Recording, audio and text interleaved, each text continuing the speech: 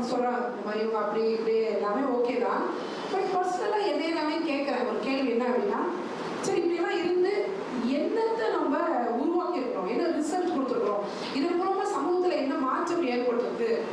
அப்படி மாற்றம் ஏற்படலை அப்படின்னா நம்ம வந்து எவ்வளோ பெரிய ஆளாக இருந்தாலுமே அது வேஸ்ட், என்ன படிச்சிருந்தாலுமே அது வேஸ்ட், என்ன அவார்டு வாங்கியிருந்தாலுமே அது வேஸ்ட் தான். கேள்வி என்ன அப்படின்னா, என் வாழ்க்கை எந்த அளவுக்கு பிரயோஜனமாக இருக்குது, அவ்வளோதான், இதான் ரிசல்ட். இப்போ என் குழந்தை எனக்கு பின்னாடி எங்கள் அம்மா லூஸு, இல்லை ஒரு 4 ஃப்ரெண்ட்ஸோட உட்காந்துருக்கும் போது எங்கள் அம்மா தீடி அப்படின்னு சொல்லிட்டா அதை வாழ்க்கை தகுதி இல்லை, அப்போ நம்ம நல்ல அம்மா இல்லை. ஒரு டீச்சருக்கு பின்னாடி குழந்தைங்க பேசிட்டாங்க அப்படின்னா நம்ம வந்து நல்ல அம்மா, நல்ல டீச்சர் இல்லை. நம்ம வீட்டுக்காரர் நம்ம இல்லாத போது என் பொண்டாட்டி வந்து கத்துனா கூட அவங்க சொல்றதுல ஒரு விஷயம் இருக்கும்னு சொன்னாதான் நம்ம வாழறதில்ல, ஏதோ ஒரு அர்த்தம் இருக்கு இல்லையா? ஸோ இப்போ என்ன அப்படின்னா, ஓவரால் நம்ம பார்க்கும்போது காவியாவும் அருணாக்காவும் இந்த விஷயத்த பிளான் பண்ணுறாங்க. நம்ம வந்து ஒரு பெண்கள் எல்லாத்தையும் சேர்க்கணும். அப்போது காவியா வந்து ஆரம்பத்துலேருந்தே சொல்லிட்டு வராங்க. என்ன சொல்கிறாங்கன்னா, நம்ம கூப்பிட்டா நிறைய பேர் வரமாட்டாங்க. பட் இட்ஸ் ட்ரூ, அதில் எந்த மாற்று கருத்துலாம் இல்லை. அதுக்கு என்ன காரணம் சொல்லுங்க போகலாம், ஏன் வரமாட்டாங்க? இதுதான் நம்ம கண்டென்ட் முழுசா வளரணும் அப்படியே இல்லையா? செல்வணுமா? கரெக்ட் தானே? முழு மனித வளர்ச்சி, சரிதானா? இப்போ இதுதான் நம்மளுடைய அல்டிமேட் அப்படின்னு சொன்னால், இப்போ இவ்வளோ பெரிய ஒரு விஷயத்த நம்ம கூப்பிட்டு நான் ஒரு 10 பேருக்கு சொல்லியிருப்பேன், செல்வா ஒரு 10 பேருக்கு சொல்லியிருப்பாங்க, காவியம் எல்லாருமே நம்ம சொல்கிறோம் இல்லையா? அவங்க வராததுக்கான ரீசன் இல்லை. இப்போ காலையில் எடுத்த செஷனை 1 லட்ச ரூபா கொடுத்தா நம்ம வாங்கிட முடியுமா? வாங்க முடியாது. அவங்க டைம் எடுத்து அவங்க எளிமையாக இந்த பாடி, இப்போ நம்ம எல்லாருமே ஒரு விஷயம் சொல்கிறோம்ல, நான் பணம் சம்பாதிக்கணும், நிம்மதியாக இருக்கணும், எல்லாமே ஓகே. இது பாடி இல்லைன்னா ஒன்றுமே இல்லைல்ல. அப்போது இந்த பாடி தான் நம்மளுடைய அசர்ட். அப்போது இந்த பாடி அப்படின்ற இந்த அசர்ட் இல்லாமல் நம்மளால் எதுவுமே சாதிக்க முடியாது. அப்போ நம்ம ஜெயிக்கணும் அப்படின்னா எது அடிப்படை? பாடி தான். இப்போ உங்களுக்கு ஒரு சின்ன பிக்சர் பாருங்களேன், நான் பின்னாடி போயிட்டு முன்னாடி வரேன். Okay okay. இப்போ நம்ம எல்லாருமே இங்கிருந்து யோசிக்கணும் என்ன அப்படின்னா, இப்போ நான் ஜெயிக்கணும், என் குழந்தை நல்லா இருக்கணும் அப்படின்னு இங்கிருந்து பார்க்குறோம் இல்லையா? இப்போ நான் வந்து சமூகத்தை மாற்றணும், நான் வந்து எல்லாருமே செய்யணும். இப்போ செல்வராணி மேம் எங்கிருந்து ஆரம்பிக்கிறாங்க அப்படின்னா, இந்த சிஸ்டம் தப்பாக இருந்தால் நம்ம செய்கிறது எப்படி இருக்கும்? தப்பாக தான் இருக்கும் இல்லையா? அப்போ இந்த சிஸ்டம் சரி பண்ணுறதுக்கு என்ன பண்ணுறதுன்றதா அவங்க காலையிலேருந்து கொடுக்குற விஷயம். கரெக்டாக இல்லையா? இது தெளிவாதா அந்த பாயிண்ட்டு? ஓகே, கிளியரா? இப்போ நீங்கள் பெரிய அட்வொகேட் ஆகணும், இல்லை நாளைக்கு நான் கல்யாணம் பண்ணி எனக்கு 2 குழந்தைங்க இருக்கும், வாட் எவர் இட் இஸ், இல்லை நீங்கள் வச்சிருக்கிற பணத்தை என்ஜாய் பண்ணணும்னா கூட இந்த சிஸ்டம் தான் அவங்க அழுத்தம் கொடுக்குறாங்க. அப்போ இந்த நாலேஜ் இருக்கு இல்லையா, இது இன்டலெக்சுவல் நாலேஜ், அதுக்கு சொல்யூஷன் காணணும் அப்படின்றது 2வது. பட் அதை தெரிந்து கொள்வது, am I going in the right track, நான் சரியாக தான் போகிறேனா அப்படின்ற அந்த விஷயத்துக்குள்ளே போகாமல் இருக்கிறதுக்கு, வராமல் இருக்கிறதுக்கு என்ன ரீசன்? சும்மா சொல்லுங்க, சும்மா திங்க் பண்ணலாம். நான் கூப்பிட்டு 4 பேர் வரல, என்ன காரணம்?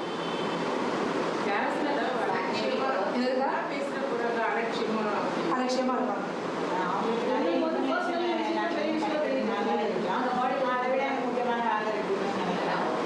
அப்படியா? இல்லை நம்ம முக்கியமான நபரா இல்லையா?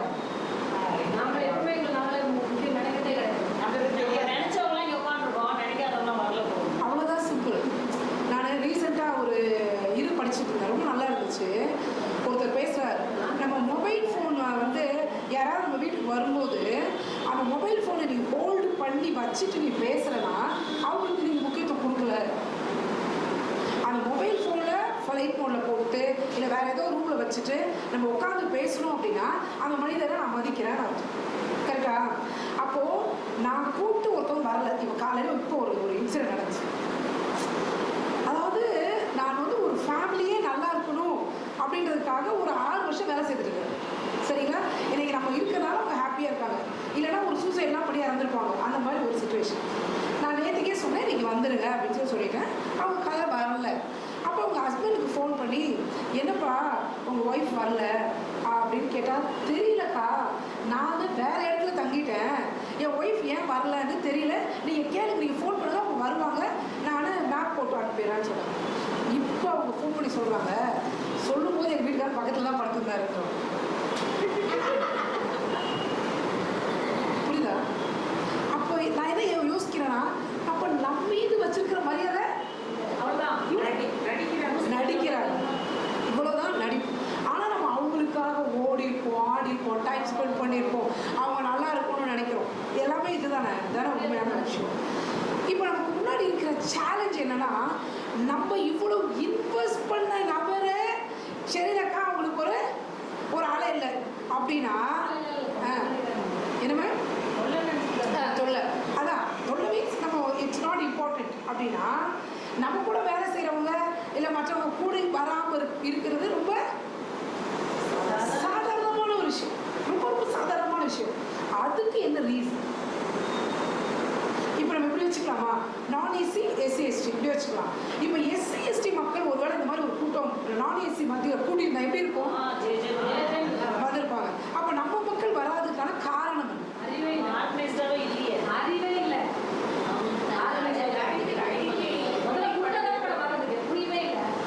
அப்போ அந்த புரிய வைக்கிற வேலை நம்ம செய்திருக்கோமா? நம்ம செய்யலை. அப்போ இப்படி ஒரு சூழல் எடுத்துக்கலாமா, நான் சொல்கிறத என் சமூகத்தில் இல்லை என் குழுவில் இருக்கிறவங்களுக்கு புரியலை அப்படின்னா அவங்களுக்கு புரிகிற மாதிரி நான் என்ன செய்யலை, சொல்லலை. அப்படியா? அப்போ அதுக்கு என்ன ரீசன் அப்படின்னா, தம்பி கொண்டாட்டி தங்கச்சி எல்லாரையும் கூப்பிடுங்க, ஒருத்தர் வர மாட்டேங்க. அறிவை வளர்க்கணும், நல்லா இருக்கணும்னு நினச்சிதான் நான் கூப்பிட்டேன். இல்லை, அது கரெக்டு.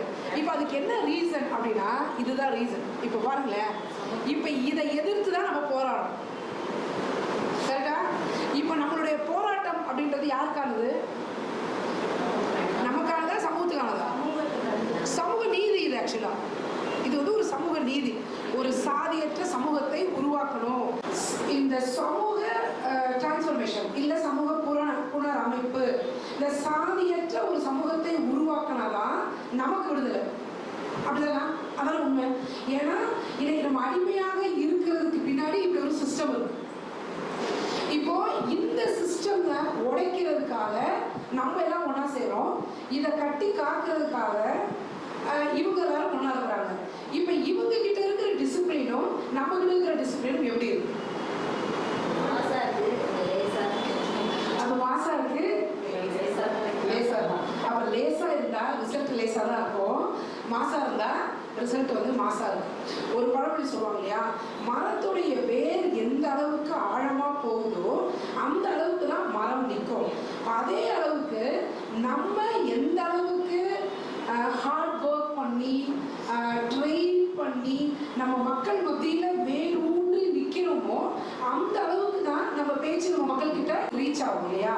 ஸோ இப்போ நமக்கு முக்கியமான ஒரு விஷயம் என்ன அப்படின்னா, இப்போ ஒட்டுமொத்தமாக நம்ம வந்து ஒரு ஜெண்டர் அண்டர்ஸ்டாண்டிங்குள்ள வரலாம். என்ன அப்படின்னா, இன்னைக்கு மீட்டிங் விட்டுலாம், இன்னைக்கு வந்து ஒரு இன்ட்ரோடக்ஷன் கூட நம்ம வச்சுக்கலாமே. இப்போ நான் நெக்ஸ்ட் டைம் வரும்போது கன்ஃபார்மாக ஒரு இவ்வளோ பேர் நம்ம கூட்டிட்டு வருவோம், இல்லை நான் வரும்போது இவ்வளோ பேர் கூப்பிட்டு வருவோம்.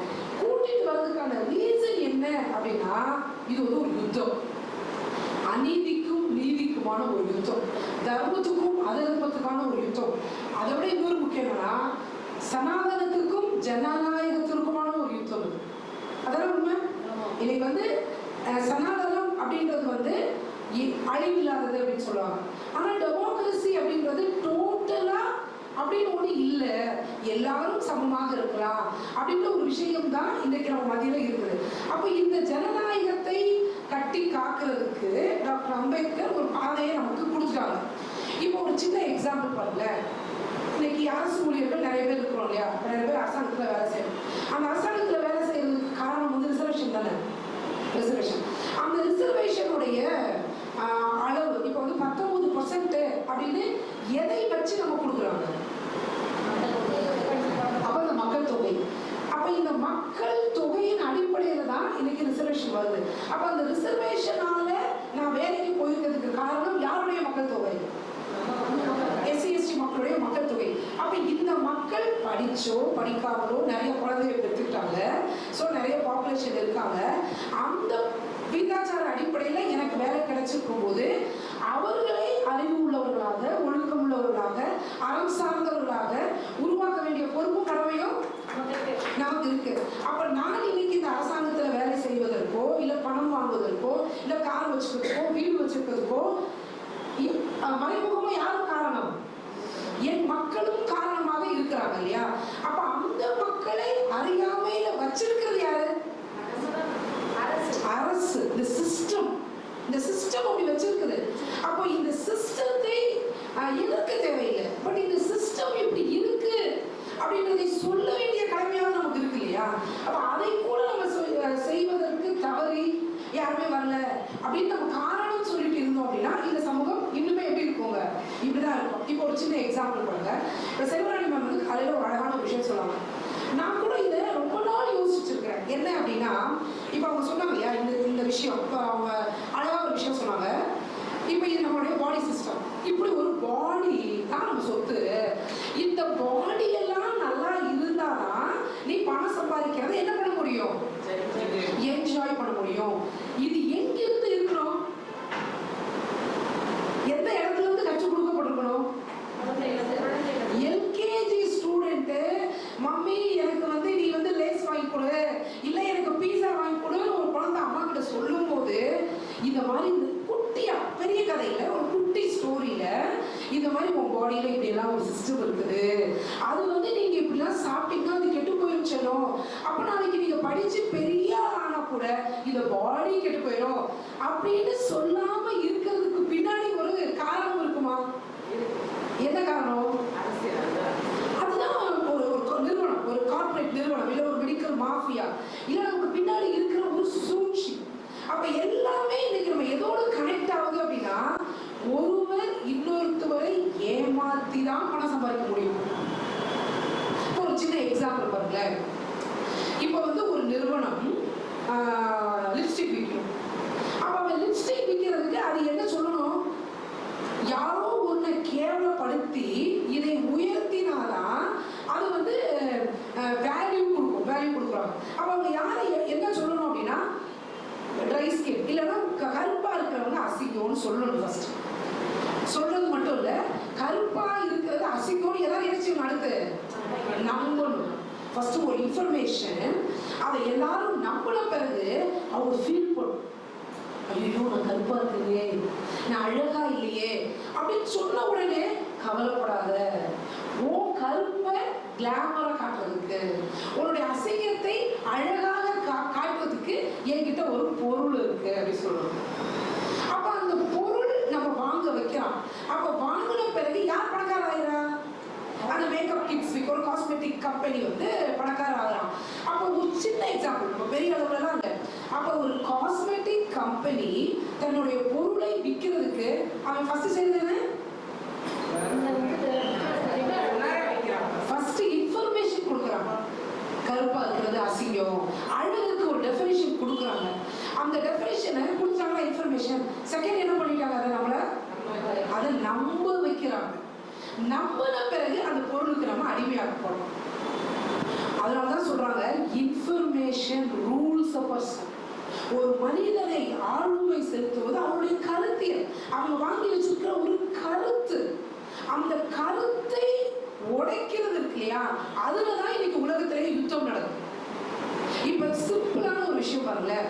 இப்போ செல்வாணி மேம் சொல்லியிருக்காங்க, சயின்ஸும் சொல்லியிருக்கு, உலகத்துல இருக்கிற எல்லாருமே சொல்றாங்க, இந்த உலகத்துல துக்கம் வேணாம், அதான் எல்லாருக்கும் வேணும், சந்தோஷமா இருக்கும் அதானே, அப்படின்னா நோ பெயின் அப்படிதானே. இந்த பூமியிலேயே இந்த எர்த் அப்படிங்கிற பூமி உருவான காலத்துல இருந்து ஒரு பிரச்சனைக்கு தீர்வை சொன்னவர், இல்லைன்னா ஒரு துக்கத்துக்கு தீர்வை சொன்னவர் பகவான் புத்தரை தவிர யாரும் கிடையாது. அந்த பிலாசபி ஏன் நம்ம மக்கள் கிட்ட ரீச் ஆகல? தெளிவு ஆயிட்டா ஆஸ்பத்திரிக்கு வேலை இல்லை. நீ பேசிக்காவே அழகு அப்படின்னா காஸ்மெட்டிக் கம்பெனிக்கு வேலையே இல்லை. ஸோ நீங்க இங்க பாத்தீங்க அப்படின்னா ஒரு சில நிறுவனங்கள் தன்னை வளர்த்துக் கொள்வதற்காக, இல்ல ஒரு சில அரசியல் அமைப்புகள் தன்னை வளர்த்துக் கொள்வதற்காக முதல்ல அவங்க என்ன செய்யறாங்கன்னா, அந்த நீ முட்டாளு, நீ அசிங்கம், உனக்கு ஒண்ணும் தெரியாது, நீ பொம்பளை, நீ கேவலமானவ அப்படின்னு சொல்லி பல கருத்துக்களை விதைச்சு விதைச்சு விதைச்சு அதை யார் மூலமாகவும் கொண்டு வராம அது ஃபைனலா யார் மூலமா பேசப்படுது அப்படின்னா நம்மளே பேச, பொம்பளைகளால இது முடியாது, ஒரு உச்சி எடுத்திருந்தா கூட ஏன்னா நீ பொட்ட மாதிரி வாக்கு செய்யற, ஏன்னா நீ பொம்பளை மாதிரி சிரிக்கிற, ஏன்னா பொம்பளை மாதிரி அழுகுற. அப்ப என்ன அப்படின்னா ஒரு கருத்து இருக்கு இல்லையா, அதுதான் இந்த பூமி ஆண்டாண்டு காலம் வாழுது. இன்றைக்கு நம்ம உடைக்க வேண்டியது என்ன அப்படின்னா, அந்த கருத்தை என்னால உடைக்க முடியும், அதுக்குரிய சக்தி என்கிட்ட இருக்குன்றது நம்பதான் ஃபர்ஸ்ட் இன்றைக்கு நம்ம செய்யற ஒரு முக்கியமான விஷயம். இப்போ நம்ம ஒரு முக்கியமான ஒரு விஷயம் பாருங்களேன், தாய் சாவித்திரிபாய் ஃபுலே அவங்க இருந்த காலகட்டத்துல ஒரு ஸ்கூல் ஆரம்பிச்சு பசங்களுக்கு கத்து கொடுத்துட முடியும் அப்படின்றது இமேஜினேஷன். அது பண்ணவே முடியாது. அந்த காலத்துல பெண்கள் வெளியில வர முடியாது, சதி சிஸ்டம் இருக்குது, வீட்டுக்காரர் செத்த உடனே தூக்கி கொண்டு போய் நெருப்புல போட்டுறான், குழந்தை திருமணம் இருக்குது, விதவைகளை கூட்டிட்டு போய் மொட்டை அடிக்கிறாங்க. இந்த மாதிரி ஒரு காலகட்டத்துல, அதாவது சமூக சூழல் முழுக்க முழுக்க பெண்களுக்கு எதிராக இருக்கும்போது ஒரு மனிதர் இமேஜின் பண்றாங்க, கற்பனை பண்றாங்க, என்னால் ஒரு சமூகத்தை உருவாக்க முடியும், அதுக்கு என் மனைவியை நான் ட்ரெயின் பண்ண முடியும். அந்த சமூகம் எப்படி இருக்கு, எல்லாம் இமேஜினேஷன் தானே. இப்போ ஒரு ஸ்கூல் ஆரம்பிக்கிறதுக்கு முன்னாடி நம்ம ஒரு கற்பனை பண்ணுவோம்ல, அந்த ஸ்கூல் இப்படி இருக்கணும், அப்படி இருக்கணும், அதுல வந்து இந்த மாதிரி யூனிஃபார்ம் இருக்கணும், பசங்க வந்து சேர்ல இப்படி உட்காந்து இருக்கணும், எல்லாமே ஒரு இமேஜினேஷன் தானே. அப்ப அவங்க இமேஜின் பண்ணியிருக்காங்க பாருங்களேன். அதாவது ஒரு கற்பனையில நான் வந்து எல்லாருக்கும் கல்வி கொடுப்பேன், அந்த கல்வி கொடுக்கும்போது வர பிரச்சனையை நான் வந்து ஃபேஸ் பண்றதுக்கு என் மனைவியை நான் டீச்சர் ஆக்குவேன். அப்போ அந்த அந்த இமேஜினேஷன் இருக்கு இல்லையா, அன்னைக்கு எதுவும் இல்லாத சூழல்ல ஒரு கற்பனையை வளர்த்து அதை உருவாக்கி காமிச்சு இன்னைக்கு ஒரு வரலாறாக இவங்களால இருக்க முடிஞ்சிச்சுன்னா, இன்னைக்கு நமக்கு முன்னாடி எல்லாமே இருக்கு. இப்ப டாக்டர் அம்பேத்கர் போடாத பாதை இல்ல, மகாத்மா ஜோதிபா ஃபுலே போடாத பாதையே இல்ல. அந்த பாதையில நடக்க வைக்கிறது நமக்கு என்ன கஷ்டம், எங்க நம்ம மிஸ் பண்றோம். இப்போ அவங்க பாதையை போடுறதே அவங்க கஷ்டமா நினைக்கல இல்லையா. இப்ப யோசிச்சு பாருங்க, ஒருவேளை இங்க வந்திருக்க யாருக்காவது எல்லாருக்கும் தெரியுமா சாவித்திரிபாய் அம்மா யாருன்ட்டு தெரியும், அந்த ஹிஸ்டரியும் தெரியும், கொஞ்சமா தெரியும் இல்லையா, எல்லாருக்கும் தெரியுமா, தெரியும் எல்லாருக்குமே. Yes or no? எஸ். ஒரே ஒரு எக்ஸாம்பிள் சொன்னா, அவங்கதான் இந்தியாவுடைய முதல் பெண் ஆசிரியர். அவங்க லைஃப்ல நடந்த ஒரு முக்கியமான விஷயம் வச்சுக்கோங்களேன். அவங்க பள்ளிக்கூடத்துக்கு போகும்போது 2 புடவை எடுத்து போறாங்க. அதுக்கு ரீசன் என்ன அப்படின்னா, எல்லாரையும் படிக்கிறதுக்காக கூப்பிடுறாங்க. இப்ப இவங்க என்ன சொல்லி வச்சுட்டாங்க அப்படின்னா, யார் படிக்கணும்னு சொல்லி வச்சுட்டாங்க, இவங்க மட்டும் தான் படிக்கணும், வேற யாரும் நினைச்ச கூடாது, படிக்க கூடாது. அப்ப இவங்க மட்டும் தான் படிக்கணும் அப்படின்னு இருக்கிற ஒரு நூற்றாண்டு காலமாக இருந்த ஒரு இன்ஃபர்மேஷன், ஒரு தத்துவத்தை இல்ல ஒரு கருத்தியலை உடைக்கிறாங்க. இவங்க அதை எதை வச்சு நம்ப வச்சுட்டாங்கன்னா, இதை நாங்க உருவாக்கல, யார் உருவாக்குனது, கடவுள் உருவாக்கியாச்சு அப்படின்னு சொல்லியாச்சு. அப்ப இவங்க போய் வாங்கப்பா படிக்கிறதுக்கு அப்படின்னு கூப்பிடும்போது அவங்க என்ன சொல்றாங்க, படிக்க கூடாது, ஏன்னா நீ தெய்வ குற்றம் செய்யற, நீ வந்து இந்த சிஸ்டத்துக்கு எதிராக வேலை செய்யறன்னு அவங்க மேல கல்லடிக்கிறாங்க, அசிங்கப்படுத்துறாங்க, அவமானப்படுத்துறாங்க. ஸோ அவங்க 2 புடவை எடுத்துட்டு போறாங்க. அந்த சாணி எல்லாம் அவங்க மேல வீசப்படும் போது ஸ்கூல்ல போய் ஒரு புடவையை ஃபுல்லா மாத்திட்டு அதுக்கப்புறமா அவங்க டீச் பண்றாங்க. இதான ஒரு ஸ்டோரி. இப்போ நமக்கு முன்னாடி இருக்கிற ஒரு சவால் என்ன அப்படின்னா, அவங்க பட்ட கஷ்டத்தோட நம்ம பட போறோம் இல்ல, அவங்க பட்ட அவமானத்தோட நம்ம அவமானப்பட போறோம் இல்ல. ஒருவேளை அதை வந்து அவங்க ரெஸ்பான்சிபிலிட்டியா இல்லைன்னா கமிட்மெண்டா இல்ல டிட்டர்மினேஷனோட இதுக்காக நான் வாழறேன் அப்படின்னு தன் வாழ்க்கையை அர்ப்பணிச்சனாலதான் இன்னைக்கு பெண் கல்வி இங்க சாத்தியமாக்கப்பட்டுச்சு. அப்போ என்ன சேலஞ்ச் நமக்கு முன்னாடி இருக்கு அப்படின்னா, நம்ம முடியாது அப்படின்றது இனிமே நம்ம அகராதியில இருக்கக்கூடாதுன்றதுதான், இருக்கக்கூடாது. ஏன்னா இன்றைக்கு நம்மள இந்த இடத்துல உட்கார வைக்கிறதுக்கு நம்ம முன்னோர்கள் எடுத்த ஸ்டெப்ஸ் இருக்கு இல்லையா, அதெல்லாம் அவ்வளவு சாதாரணமே இல்லை. இன்னைக்கு நம்ம நினைச்சா கொஞ்சம் கன்வின்ஸ் பண்ணா, நைட்டு பேசினா ஒரு 4 பேரை கூப்பிட்டு வந்துட முடியும். ஆனா அன்னைக்கு அப்படி இல்லை. அப்ப என்ன சூழல் இருக்கு அப்படின்னா, இப்ப டாக்டர் அம்பேத்கர் கான்ஸ்டிடியூஷன் எழுதும் போது, அதாவது எப்போ பாருங்களேன், அவர் கான்ஸ்டிடியூஷன் எழுதும் போது, அவர் கான்ஸ்டிடியூஷன் கமிட்டிக்குள்ள போகும்போது 1946 உள்ள போறாங்க, அந்த கமிட்டி மெம்பரா உள்ள போறோம். ஆனா ஒரு 1919லயே இந்தியாவில் வந்து இந்த மாதிரி ஒரு சிஸ்டம் இருக்குது, இங்க வந்து ஓட்டுரிமை வந்து இவனுக்கு இல்லை, ஓட்டுரிமை அனைத்து மக்களுக்கும் சமமாக கொடுக்கப்படணும் அப்படின்னு சொல்லி குரல் கொடுக்குறாங்க இல்லையா. அந்த குரல் கொடுக்கும் போது 1919. ஆனா அந்த கமிட்டிக்குள்ள அவர் தலைவராக வரும்போது 1946. நான் சொன்ன ட்ரீமுக்காக சொல்லுவேன்.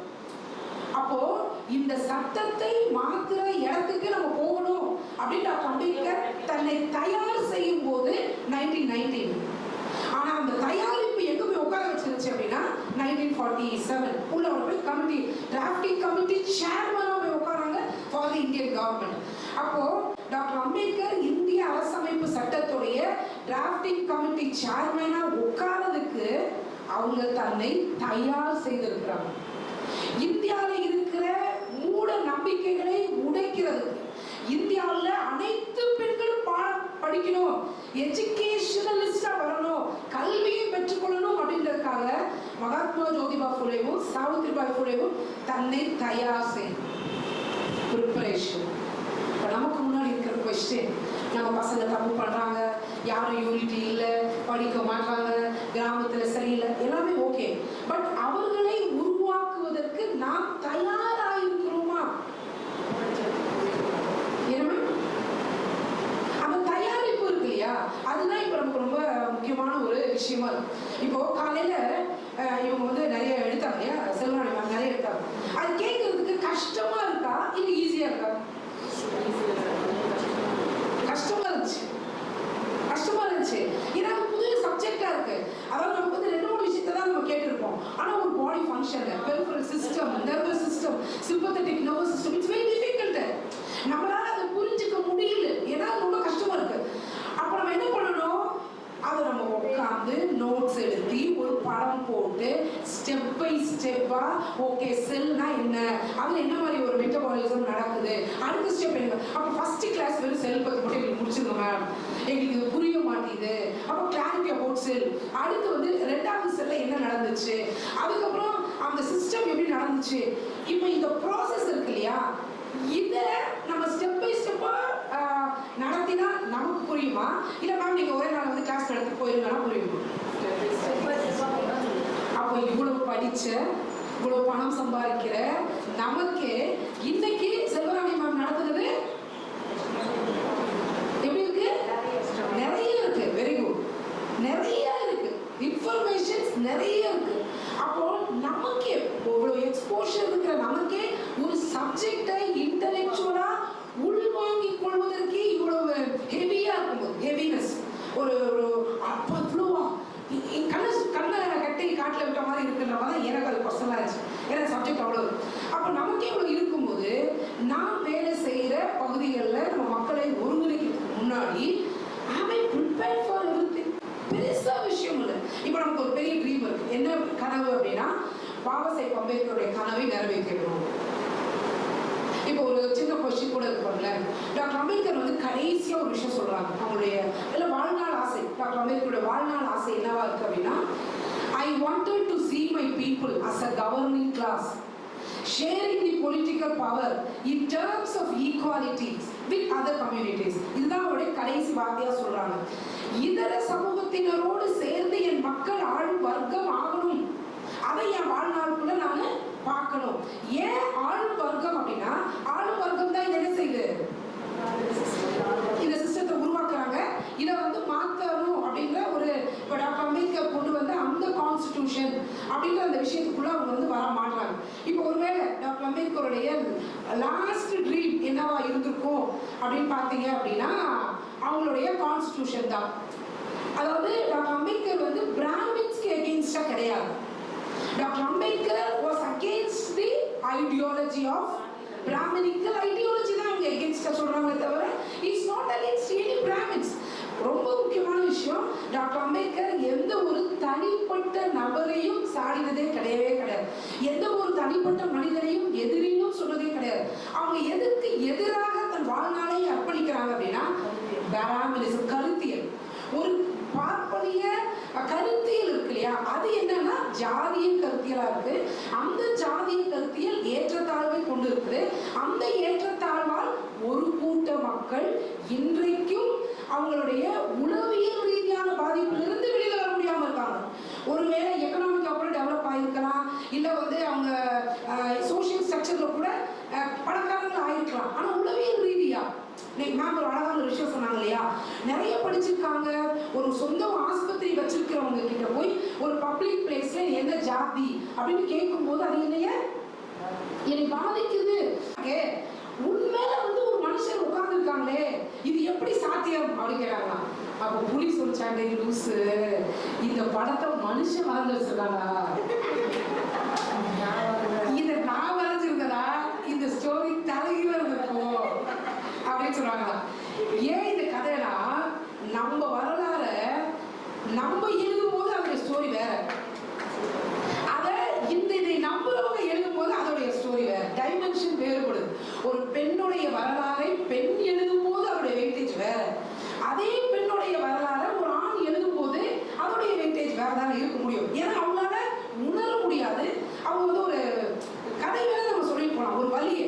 இப்ப நீங்க வந்து நீ கருப்பாக்குறமா அப்படின்னு யாராவது சொல்லும்போது, நான் கருப்பா ஐயோ அப்படியா அப்படின்ட்டு அடுத்து ஒரு சிறப்பா இருக்கிறவங்களை பார்க்கும்போது நமக்கே தெரியாம நம்மளே அறியாம ஒரு நடுக்கம் பாருங்களேன், அது கருப்பா போனவங்களுக்கு மட்டும்தான் தெரியும் அந்த வழியை. அதாவது எனக்கு தெரிஞ்சு நான் ஸ்கூல் படிக்கும் போது எல்லாரும் ஒரு பட்டப்பேர் வச்சிருப்பாங்கல்ல, அப்ப எப்படி கூப்பிடுவாங்க அப்படின்னா கருப்பி அப்படிதான் எல்லாரும் கூப்பிடுவாங்க. கருப்பி கருப்பி சும்மா அது ஒரு பயங்கர பெயினா. அப்போ அது பெயின் ஆகி ஆகி என்னன்னா நீக்ரோ அப்படின்னு கூப்பிடுறாங்க. இப்போ நீக்ரோன்னு கூப்பிடும்போது எனக்கு என்ன ஏரியாவும் நெல்சன் மண்டேலா மேலே ஒரு லவ் வருது. நெல்சன் மண்டேலா பாரா கருப்பி நீக்ரோ என்ன பண்ணோம், போய் நெல்சன் மண்டேலாவுடைய புக்ஸ் எல்லாம் வாங்கி படிக்கிறேன். படிக்கும்போது அதுல அவங்க மக்களுக்கு ஒரு கோட் கொடுக்குறாங்க. அவங்க அதை வந்து அவங்க சொல்றாங்க, when you prove yourself the world will forget your outward appearance அப்படின்னு சொல்லியிருப்பாங்க. உன்னை இந்த உலகத்திற்கு நீ உணர்த்தும் போது இந்த உலகம் வந்து ஒரு தோற்றத்தை மறந்துடும் அப்படின்னு. ஆக்சுவலா அன்றைக்கு வரைக்கும் நான் வந்து எப்படின்னா ஒரு குறைஞ்சபட்சம் ஒரு 8 வருஷம் என் வாழ்க்கையில நான் கருப்பு நம்ம ரொம்ப அசிங்கமா இருக்கும்னு கண்ணாடிக்கு முன்னாடி நான் அழுதுருக்கிறேன். அப்ப என் ஃப்ரெண்ட்ஸ் கிட்ட போய் சொல்லுவேன், நீ நான் ரொம்ப அசிங்கமா இருக்கேன், நீ கூட இருக்க ஃப்ரெண்ட்ஸ் அம்மாடி எப்படி சொல்றீங்க அசிங்கமா இருக்கேன், உனக்கு புருவமே இல்லை, மூக்கு பெருசா இருக்கு, உதடு பெருசா இருக்கு. அவங்க சொல்ல சொல்ல எனக்கே நீ பார்த்தவங்க விகாரமா அப்படி தோணுச்சுன்னு வச்சுக்கோங்களேன். இவரு அன்னைக்கு அந்த புக்கு படிச்சனா அன்னைக்கு என்ன பண்ணனா, எஸ் ஐ எம் பிளாக், ஆமாண்டா நான் கருப்புடா அப்படின்னு முடிவு பண்ணிட்டு, அப்ப நிறைய லாங் ஹேர் இருந்துச்சு. கிச்சனுக்கு போய் அடுப்புகை எடுத்து நல்லா தரையில தேய்ச்சி அதுல தேங்காயில மிக்ஸ் பண்ணி நல்லா மூஞ்செல்லாம் போட்டு நல்லா எண்ணெயை நல்லா தலையில தேய்ச்சி சடையா ஒரு 100 சடை பின்னிட்டு முகத்துல கருப்பு அந்த கறி வேற பூசிட்டேன்னா சடை வேற போட்டாச்சா மதுரை பஸ் ஸ்டாண்ட் நடந்து போறான். நானு அப்ப பேசிக்கா என்ன ஆயிடுச்சுன்னா, எனக்கு நாங்க Tamil but settle in Kerala. எல்லாரும் இன்னைக்கு அப்பா ஷேன் எந்த ஒரு கேரளாவா நீங்களா இவ்வளவு அக்கி இவ்வளவு அசிங்கமா இருக்கீங்க. இதை ஒரு 50,000 பேராக சொல்லியிருப்பாங்க எனக்கு சின்ன பிள்ளையில இருந்து. கேரளா போனா இது கூட போய் இவ்வளவு அசிங்கமா இருக்கும். ஆனா அன்னைக்கு என்ன ஆயிடுச்சுன்னா, நான் நடந்து போகும்போது இங்க பாவா ஒரு கென்யா கேர்ள் அப்படின்னா, yes yes I am from Kenya அப்படின்னு சொல்றாங்க. Wow you are from Kenya, you look so beautiful. So அன்னைக்கு தான் ஒரு விஷயம் உணர்றேன், அடைச்சா இதுக்கான நம்ம இவ்வளவு வருஷம் அழுதோம். ஸோ அன்னைக்கு தான் நான் வந்து ஒரு விஷயத்தை ஸ்ட்ராங்கா உணர்றேன், என்னன்னா என்னை கேவலப்படுத்துறவங்க படுத்திட்டு தான் இருக்கிறாங்க, என்னை கருப்பு சொல்லணும்னு சொல்லிட்டு தான் இருக்கிறாங்க. ஆனா மாறுறது யாரு இல்லை, நான் தான். என்னை தான் நான் தயார் பண்ணியிருக்கேன், அவங்கள நம்ம தயார் பண்ணல. அதாவது நம்ம ஒரு ட்ரை பண்ணுவோம் தெரியுமா. ஒரு நாள் என்ன பண்ண, முடிய லேசா முன்னாடி வெட்டிட்டு ஃப்ரீயா விட்டு மதுரை பஸ் ஸ்டாண்ட்ல இறங்குறேன். இறங்கணும் ஒருத்தர் சொன்னா, டேய் மச்சான் இது மோதைக்கமா ஹேர் ஸ்டைல பாருடா அப்படின்னு சொன்னான். அப்போ கொஞ்சம் தைரியம் வந்துச்சுல, நான் டக்குனு கை பிடிச்சேன். என்ன சொல்ல திருப்பி சொல்லுது. அவங்க ஒரு மாதிரி ஏய் சொன்னதை திருப்பி சொல்லு அப்படின்னு. ஆனா இது மோதைக்கெல்லாம் ஹேர் ஸ்டைல பாரு. அப்போ முகமே சரியில்லை, ஹேர் ஸ்டைல் நல்லா இருக்குன்னு சொல்லிட்டேல, இந்த முகரையை மாத்துறதுக்கு நீ வழி சொல்ல மோனே சங்க இருக்கிற இல்லை அப்படின்னு சொன்னேன். ரொம்ப அன்பா நான் சொன்னேன், இப்படி நான் ஆசைப்பட்டா கூட என் முகத்தை மாற்ற முடியுமா? உன்னுடைய ஜோக் உனக்கு இது ஃபன்னு, ஒரு பொண்ணை கேள்வி பண்ணது உனக்கு ஒரு ஃபன்னு, எனக்கு அது வாழ்க்கை. இந்த மாதிரி 10 பேர் சொல்ற கமெண்டால என்னால ஸ்டேஜ்ல நிக்க முடியல. நீங்க நம்ப மாட்டீங்க, ஒரு 10 வருஷம் என் வாழ்க்கையில சிகப்பா இருக்கிறவங்கள பார்த்தாலே நான் அலறி இருக்கிறேன். அலறுவா சாதாரணமா இல்ல, அவங்க கிட்ட வந்து அவ்வளவு ஓடி இருக்கிறேன். அந்த அளவுக்கு அந்த கருப்பு என்னை அவ்வளவு பயமுறுத்தி இருக்கு, அவ்வளவு அசிங்கப்படுத்தி இருக்கு. அதுக்கு காரணம் மற்றவங்க நம்ம மீது கொடுக்குற ஒரு கமெண்ட். அதான் நான் பசங்கிட்ட நான் சொல்லுவேன், நம்ம ஒருத்தவங்க பார்த்து சிரிக்கிறோம் இல்லையா, அது வந்து ஒரு ஆக்ஷன் அவங்களுக்கு. ஆனா அது வாங்குறாங்க இல்லையா, அவங்களுக்கு அது லைஃப்.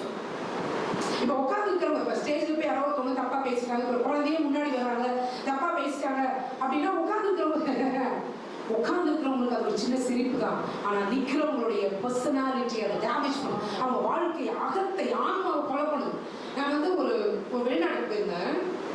அப்போ வந்து ஒரு பாப்பா வந்து என்னை அறிமுகப்படுத்திட்டு திரும்பும் போது என்ன ஆயிடுச்சுன்னா, அந்த ஸ்கர்ட் வந்து அந்த டேபிள்ல மாட்டிட்டு ஸ்கர்ட் அவங்க போயிடுச்சு, அவங்க ஜட்டியோட நிக்கிறாங்க. என்டையர் பசங்க இருப்பாங்கல்ல, பாய்ஸ் அண்ட் கேர்ள்ஸ், அவங்க டக்குன்னு அந்த பாப்பாவை பார்த்து Daria put your dress properly, be positive சொன்னாங்க எல்லாருமே. அப்ப நான் கேட்டேன்னா ஒரு குட்டி பையன்கிட்ட ஏதோ ஒரு எஜுகேஷன் அங்கே இருக்கு இல்லையா, ஸோ அதை தெரிஞ்சுக்கிறதுக்காக அந்த தம்பிகிட்ட நான் கேட்டேன், என்ன மேம் அந்த பொண்ணு வந்து இன்னொரு நிற்கிறாங்க, உங்களுக்கு யாருக்கும் சிரிப்பு வரலையா? அதுக்கு அந்த பையன் ஒரு வார்த்தை சொல்லிச்சு, லாஃபிங். யூ மீன் லாஃபிங் டுவர்ட்ஸ் ஹியூமன் பீயிங்? ஒரு சக மனிதனை பார்த்து சிரிக்கிறதா? How can it be possible? இதுக்கு சாத்தியமே கிடையாது. அது வந்து அவனோட ஆன்மாவை கொலை பண்ணுறதுக்கு சமம். அது ஒரு சக மனிதனை பார்த்து சிரிப்பது, ஒரு சக மனிதனை பார்த்து புறம் பேசுவது அவனுடைய ஆன்மாவை கொலை பண்ணுறதுக்கு சமம். அது ஆக்சுவலி ஒரு கோட் சொல்றாங்க, a friend should not be hurt even for joke. விளையாட்டுக்கு கூட நம்ம யார் மனதையும் நினைச்சிக்க கூடாதுங்க, புண்படுத்தக்கூடாது, காயப்படுத்தக்கூடாது. அந்த அதிகாரம் நமக்கு கிடையாது. நமக்கு அது ஒரு ஆக்ஷன், ஒரு ஃபன். ஆனா அது இன்னொருத்தவங்களுடைய வாழ்க்கைன்றதை நம்ம மறந்து போயிடும். ஸோ இந்த மாதிரியான வேல்யூஸை நம்ம நாட்டில் செய்யலைங்க, கொடுக்கல. ஏன்னா இந்த சிஸ்டம் அவன் பாரு, அவனுக்கு அறிவு இல்லை, அவன் கப்பு சொல்றதுக்கு தான் லாய்க்கு, இவன் செல்ஃப் தைக்கிறதுக்கு தான் லாய்க்கு, இந்த பொம்பளைங்களா அதுல சும்மா அப்படின்னு ஒரு இங்க வந்து எப்படின்னா ஒரு மனிதனை இன்னொரு மனிதர் அவமானப்படுத்தி அதன் மீது கட்டி எழுப்பப்பட்டிருக்கிற ஒரு பியூரிட்டி தீரி இருக்குது. இப்ப கறி சாப்பிடுறவங்க கேவலமானவன், கறி சாப்பிடாதவங்க ஒசந்தவங்க, மூளை வேலை செய்யறவங்க உயர்ந்தவர்கள், உடல் உழைப்பு செய்யறவங்க கேவலமானவங்க, பெண்கள் கேவலமானவங்க. அதனாலதான் என்னன்னா ரீசெண்டா நீங்க ஷோல கூட சொல்றாங்க, என்னால சமைக்க முடியாது சார், அது கேவலம் சார், அது பொம்பளை வேலை. டாக்டர் மேம் கேட்ட மாதிரி தான், அப்படி சாப்பிடல, அப்ப சாப்பிடும் போது அது பொம்பளை சமைச்சு கொடுத்ததுன்னு தெரியலையா? அன்னைக்கு நான் வந்து ஒரு ஆண்கள் பத்தியில பேசிட்டு இருந்தேன், அதாவது கிராமம்னு வச்சுக்கோங்களேன். அப்ப பேசிட்டு இருக்கும்போது பேசினா முடிச்சிட்டேன். அப்போ ஒரு அப்பா வந்து பயங்கரமா அழுதாங்க. நானும் ஐயோ நம்ம ஏதாவது தப்பா பேசி அவங்க மனசை காயப்படுத்திட்டோமோ அப்படின்ற மாதிரி ஃபீல் ஆகிட்டு நான் போய் சொன்னேன், என்னப்பா நான் உங்களை எதனா என்னோட பேச்சு உங்களை கஷ்டப்படுத்திச்சாப்பா அப்படின்னு சொன்னேன். இல்லைப்பா. அப்படி இருக்குப்பா அழுதுறீங்கன்னா, நேற்று மழை வந்துச்சு, என் ஒய்ஃப் வந்து என் துணியை அவங்க துணியை துவைச்சு வெளியில காய போட்டு அவங்க அம்மா வீட்டுக்கு போயிட்டு இருக்காங்க, இவர் போய் இவர் துணியை போட்டு எடுத்துட்டு வந்துட்டாரா? ஏன் அவங்க துணி எடுக்கணும்னா பொட்டு துணியை நம்ம எப்படிதான் எடுக்கிறது அப்படின்னு நான் போட்டுட்டேன். ஆனா இப்ப நீ பேசும்போதுதான் எனக்காக குடும்பத்தை விட்டு என் பிள்ளைகளுக்கு அம்மாவா எனக்கு சோறாக்கி போட்டு இத்தனை வருஷம் என் கூட வாழ்ந்த என் மனைவிய பொட்டுச்சு அப்படின்னு நான் புரிஞ்சு வச்சுக்கிட்டேனே நினைச்சு எனக்கே வருத்தமா இருக்குதுமா அப்படி சொன்னாங்க. ஆனா அந்த அப்பா நல்லவங்க விவசாயம் பண்றாங்க, எல்லாமே செய்யறாங்க. ஆனா அந்த பெண்ணை குறித்த ஒரு புரிதல், அப்ப அவங்களுக்கு புரியுற ஒரு மொழியில் நம்ம சொல்லும் போது அது அவங்களுக்கு ஏத்துக்கிறாங்க, நமக்கு அதை புரிஞ்சுக்கிறாங்க. அப்ப நமக்கு என்ன அப்படின்னா, நம்ம வரும் நாட்கள்ல நம்ம நிறைய வேலையை நம்ம செய்யறதுக்கு முன்னாடி நம்ம கேட்க வேண்டிய கேள்வி, am I prepared to say do this? இப்ப நம்ம மேம் கூட சொன்னாங்க இல்லையா, நான் சொல்றேன் கேட்கல அப்படின்னா என்ன அர்த்தம்னா, நான் சொல்லி மற்றவங்க கேட்கலன்னா அவங்களுக்கு புரிகிற மொழியை நான் கற்றுக்கொள்ளல, நான் கற்றுக்கிறேன். அதுதாங்க உண்மை. அந்த செல்ஃப் அவேர்னஸ் தான் புத்தா திருப்பி சொல்றாங்க. புத்தா கிட்ட போய் கேட்கறாங்க, நீங்க யாரு, ராஜாவா? இல்ல பெரிய ஞானியா? இல்ல. நீ யாராயா? I am just awareness of my own self அப்படிங்கிறாங்க. என்னை பத்தி புரிஞ்சுக்கிற ஒரு அவேர்னஸ், ஒரு விழிப்பு உணர்வு. நான் அப்படிதான். ஜீசஸ் கூட அதை சொல்றாங்க, know thyself. இல்லையா? இந்த உலகத்திலேயே பெரிய விஷயம் என்ன அப்படின்னா, நம்ம அறிந்து கொள்றதுதான். எனக்கு ஏன் கோபம் வருது, எனக்கு ஏன் அழுக வருது,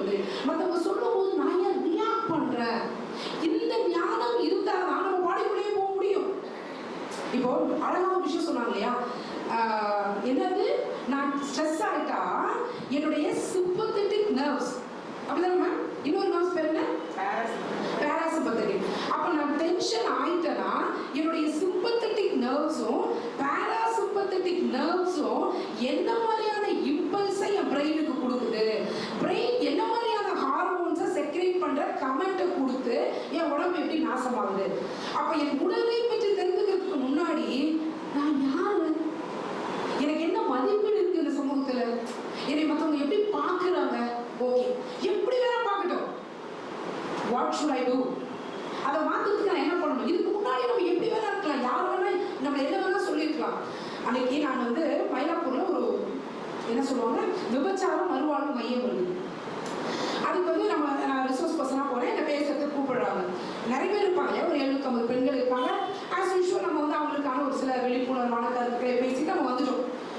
நான் வந்துடுறேன். வந்துட்ட பிறகு கரெக்டாக ஏப்ரல் 29ஆம் தேதி என்னுடைய பிறந்தநாள் அன்றைக்கு எனக்கு ஒரு ஃபோன் கால் வருது.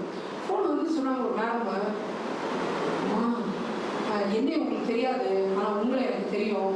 நான் வந்து மயிலாப்பூர் விபச்சார மறுவாழ்வு மையம் அந்த ரீஹாபிலிட்டேஷன் சென்டரில் நான் இருந்தேம்மா. நீங்கள் வந்து பேசின அந்த வார்த்தையை வாழ்க்கையை மாற்றிட்டு இன்னைக்கு நான் வந்து ஒரு பலசரக்கு கடையில் நான் வந்து வேலை செய்கிறேன். எனக்கு ஒருவேளை நான் தப்பான வேலை செய்யும் போது வாங்கின பணத்தை விட இப்போ நான் கம்மியாக தான் வாங்குறேன், ஆனால் ரொம்ப மனநிறைவோடும் மரியாதையோடும் இருக்கிறேன் அப்படின்னு சொல்லி சொன்னாங்க. எனக்கு அது எப்படி இருந்துச்சுன்னா, ஒரு ரியல் பிறந்த நாள் நம்ம கொண்டாடணும்னா நமக்கு எப்படி இருக்கும். இப்போ நமக்கு வந்து 1 கோடி ரூபாய் அக்கௌண்ட் வந்திருந்தா கூட அவ்வளோ சந்தோஷம் அடைவோமா எனக்கு தெரியல. ஆனால் அதை விட ஒரு ஹாப்பினஸை அந்த நாள் நமக்கு கொடுத்துச்சு. அப்போ நம்ம நினைக்கிறோம் நம்ம பேசுறத வந்து பல பேருக்கு புரியல போட்டோம், ஆனால் யாருக்காவது ஒருத்தருக்காவது ஒரு புரியும். ஸோ யாரோ ஒருத்தருக்காவது நம்ம சொல்ல வேண்டிய கருத்துக்களை ஓயாமல் தொடர்ந்து நம்ம வந்து அழகா நம்ம வந்து இப்போ ஒரு தோசையை இப்போ பசங்களுக்கு நம்ம இவ்வளோ டெக்கரேட்டிவ் பண்ணி கொடுக்குறோம்ல. இந்த சாதா தோசை இருக்கு, மசாலா தோசை இருக்கு, நெய் ரோஸ் இருக்கு, ஆனியன் தோசை இருக்கு, தோசை தானே, பட் அதில் எவ்வளோ டெக்கரேஷன்ஸ் இருக்கு இல்லையா. ஸோ வார்த்தையிலையும் டெக்கரேஷன்ஸ் இருக்கு இல்லையா. Good morning, good morning, good morning செல்லம், good morning darling, hi baby, good morning. என்னோட அண்ணன் பையன் ரொம்ப அழகா சின்ன பிள்ளைங்க அடிக்கடி ஸ்கூல் கட் பண்ணாமல் போவார். அப்போ நான் கேட்டேன், என்னடா ஸ்கூலுக்கு இவ்வளோ ஜாலியாக போகிற. எங்கள் மிஸ் வந்து என்னை டியர் கூப்பிடுவாங்க. பெரிய விஷயமே இல்லை அது. அது ஒரு சின்ன ஆக்ஷன். நமக்கு வந்து டியருக்கு எனக்கு ஆசைப்படமா அப்படின்னு சொல்லுவாங்க. ஆனால் என்னமா அப்படின்னா ஒருவேளை அவங்க ஹாப்பியாக இருக்கிறதுக்கு அது கூட காரணமாக இருக்கும். எப்படின்னா அந்த குழந்தை தளத்தை சாகாமல் வச்சுருக்காங்க. இன்னைக்கும் பாட்டு போடுவாங்க, டான்ஸ் ஆடுவாங்க. ஒரு சேவை கேட்டு நான் எப்படி இருக்கிறேன் அப்படியே எங்கள் அண்ணன் சொல்லுவாங்க, வருவாங்க. ஆமாடி நான் தப்பு பேசிட்டேன், இந்த வாயை மூடணும்னு நினைக்கிறேன், மூட முடியல. பட் அந்த ரியலைசேஷன் இருக்கு இல்லையா, அவன் ஹெல்தி. அன்னைக்கு வந்து ஒரு டாக்டர்கிட்ட போயிருக்காங்க, செக் பண்ணுவாங்க இல்லையா, சுகர், சால்ட்டு, கொலஸ்ட்ரால் ஒன்றுமே கிடையாது, இதுவுமே இல்லை. ஆனால் இன்னைக்கும் காலையில் இருந்துச்சு அவர் தான் சமைக்கிறாரு, துவைக்கிறாரு, வாஷ் பண்ணுவாங்க, எல்லா வேலையுமே செய்வாங்க. நைட்டு போய் அப்போ அப்படின்ற மாதிரி நேற்று பார்த்தா நைட்டு எனக்கு ஃபோன் பண்ணி நான் பாட்டு பாடுறேன் கேட்குறியா, இது ஒரு பாட்டு. அந்த மாதிரி எல்லா திருக்குறளும் தெரியும், எல்லாத்துக்கும் மீனிங் தெரியும். அப்போ அதுக்கு ஒருவேளை நான் அது சயின்டிஃபிக்காக நம்ம மேப் போகலாம், அவங்களுக்கு கேட்டால் தெரியும். ஒருவேளை அவங்க இவ்வளோ ஹெல்த்துக்கான காரணம் அந்த குழந்தை தளத்தை சாக விடாமல் வச்சுருக்காங்க.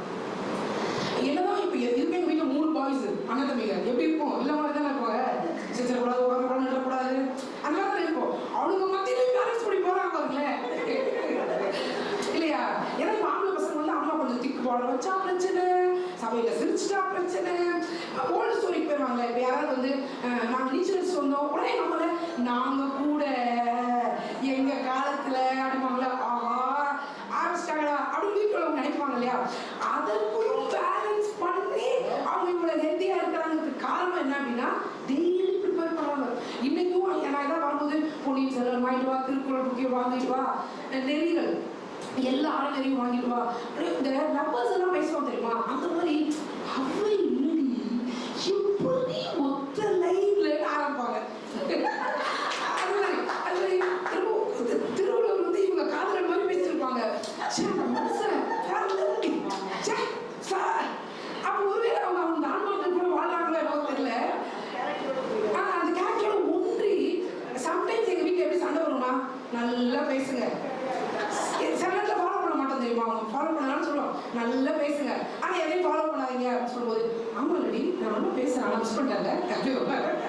பட் அந்த ஒரு செல்ஃப் அவேர்னஸோடு ட்ராவல் ஆகிற ஒரு விஷயம் இருக்கு இல்லையா? ஸோ இப்படி தான். ஸோ இன்றைக்கு நம்ம எல்லாருமே பெண்களாக இருந்து பெண்கள் மத்தியில் நம்ம வேலை செய்ய வேண்டிய ஒரு கட்டாயம் அவசியம் என்னவா இருக்கு அப்படின்னா, டாக்டர் அம்பேத்கர் சொன்னதுதான், பெண்களின் முன்னேற்றத்தை மையமாக வைத்துதான் இந்த சமூகத்தின் முன்னேற்றம் அளவிடப்படுது. ஸோ ரொம்ப முக்கியமான விஷயம் என்னன்னா, இப்போ பெண்களுக்கு இப்போ நெல் இருக்குல்ல, அதை வந்து அந்த தீனியை விட்டு நம்ம ப்ராப்பராக கொடுத்தா, இப்போ கிராமத்தில் இருக்காங்க இல்லையா, இப்போ கிராமத்தில் என்ன பண்ணுவாங்க, 4 பேர் சேரும்போது தெரியுமாடி அவள் புருஷனை அவள் சேர்த்துக்கிட்டாடி, அவளுக்கு எதனா புருஷன் தெரியுமா, அப்படி ஏதோ ஒரு நெகட்டிவ் பேசுறாங்க இல்லையா?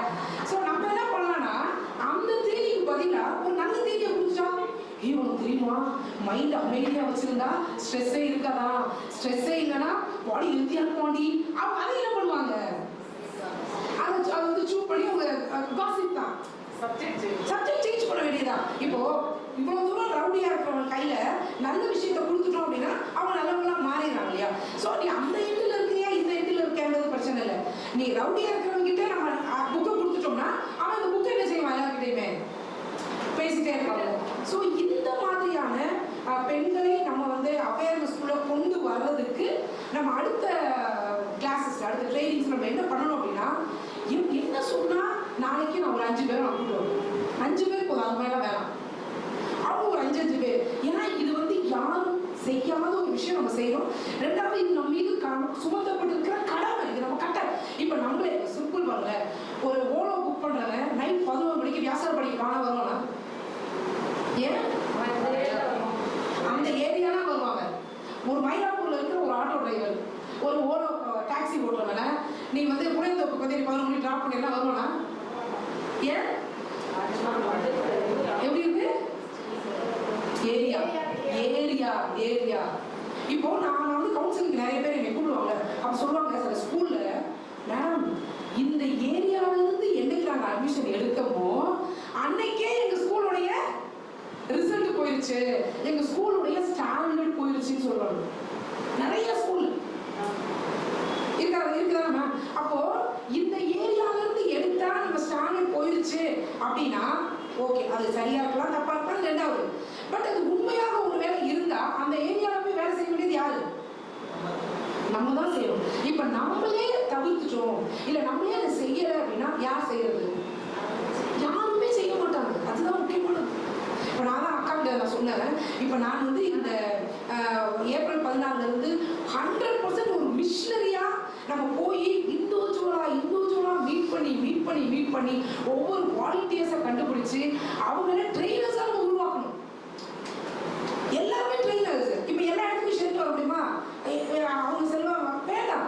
எல்லாருமே ஒவ்வொருத்தரும் ஒரு சப்ஜெக்ட்ல நாலேஜ் ஆகி, இந்த மாசம் நான் அந்த ஏரியாவுக்கு போயிட்டேன், நான் வந்து பாடி பத்தி பேசிட்டேன், இந்த ஏரியாவுக்கு நான் வந்து மைண்ட் பத்தி பேசிட்டேன். அப்ப நீங்க ஒரு ஃபைனலா நம்ம கிட்ட வந்து குறைஞ்சபட்சம் ஒரு மாஸ் ட்ரெயினர்ஸ் இருந்தாதான் நம்ம மக்களை நம்ம வந்து ஒழுங்குபடுத்த முடியும், உருவாக்க முடியும். ஸோ நம்ம இங்க வந்து உங்களுடைய பர்சனல் விஷயத்துக்காக சொல்லுவாங்க என்ன அப்படின்னா, நெக்ஸ்ட் மீட்டிங்ல நம்ம வந்து என்னுடைய பர்சனல் எக்ஸ்பீரியன்ஸ் நிறைய ஷேர் பண்றேன்.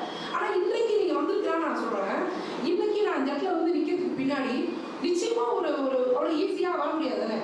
இப்போ நான் வந்து ஒரு மோர் தென் ஒரு 1000 மாணவர்களுக்கு மேலேயாவது நான் வந்து கார்டியன் சைன் பண்ணி படிக்க வச்சிருக்கேன். இல்லைங்க சொல்றேன், நம்மளால பயன்படுத்தலாம், படிச்சிருக்கலாம், வேலையில் இருக்கலாம் ஒரு 1000 பேர் இருக்கும். ஒரு காலகட்டத்தில் வந்து எங்க ஹஸ்பண்ட் வந்து இந்த வேலையை செய்யக்கூடாதுன்றாங்க. அப்போ எங்க ஹஸ்பண்ட் விட்டு வர வேண்டிய ஒரு சிச்சுவேஷன் வருது. ஆனா நீங்க நம்ப மாட்டீங்க, எங்க ஹஸ்பண்ட் பேசிக்கா ரொம்ப நல்லவங்க, சமூகத்துக்காக வேலை செய்யறவங்க. ஆனா அந்த மெயின் அந்த ஒரே ஒரு விஷயம் தான். அப்போ ஒரு காலகட்டம் என் முன்னாடி வந்து நான் படிக்க வைக்கிற பசங்களா என் குழந்தையா என் பையனா அப்படின்ற ஒரு விஷயம் வரும்போது என் பையன் அவன் அவங்க அப்பா பார்த்துப்பாங்க. ஆனா இந்த பசங்களுக்கு நான் ஒரு ஃபர்ஸ்ட் இயர் ஃபீஸ் கட்டியாச்சு, 4 வருஷம் ஃபீஸ் என்ன பண்ணணுங்க, கட்டி தான் ஆகணும். அப்ப இந்த பசங்களுக்காக நான் இல்லைன்னா வேற யாரும் அவங்களுக்கு ஹெல்ப்பே பண்ண மாட்டாங்க. அப்போ நான் ஒரு கட்டத்தில் வீட்டை விட்டு வெளியில வரேன்.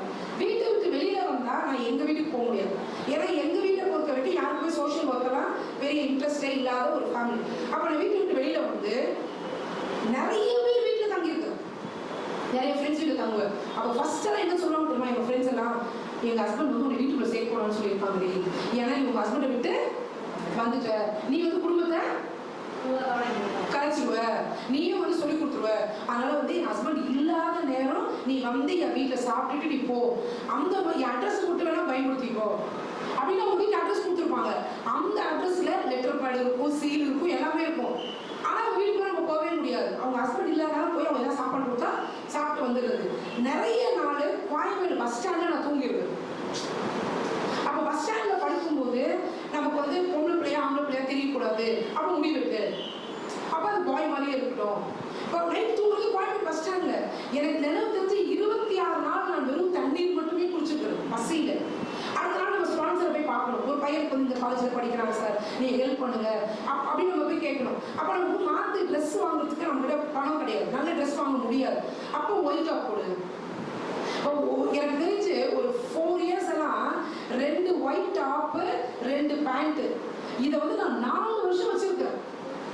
அந்த ஒயிட் டாப்பை நம்ம துவைச்சு போடலாம். அந்த ஜீன்ஸ் போடும்போது நம்ம துவைக்கல அப்படின்னா கூட யாரும் என்ன செய்யாது, தெரியாது.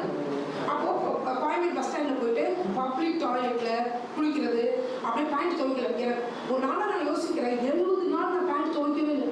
ஆனால் ஒயிட் டாப் போட்டு துவைச்சு அப்படியே வெயிலில் நின்றுட்டு அடுத்த நாள் காலையில் போய் கலெக்டர் பார்ப்போம். சரி, இந்த பையன் எல்லாமே டைரக்ட் ஸ்பான்சர்ஸ், ஏன்னா நமக்கு பே பண்ண மாட்டாங்க.